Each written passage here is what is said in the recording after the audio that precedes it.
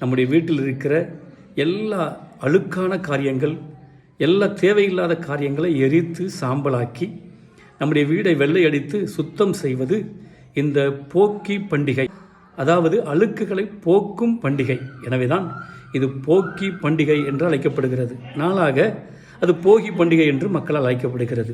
அன்பானவர்களே, நம்முடைய வீடு மட்டும் சுத்தமாக இருந்தால் போதுமா?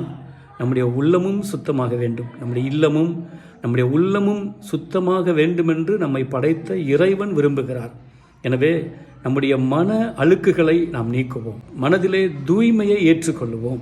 நம்முடைய வாழ்க்கையில் யாரோடு கசப்புகள், பிணக்குகள், வெறுப்புகள், கோபங்கள், சண்டைகள் இருக்கும் என்றால் இந்த நாளில் அந்த சண்டைகளை எல்லாம் நீக்கி அதன் கருத்தை உணர்ந்து நம்முடைய பாவங்கள் எல்லாவற்றையும் போக்கி மன தூய்மையை தரித்து கொள்ளுகிற ஒரு நாளாக கொண்டாட உங்களை வாழ்த்துகிறேன்.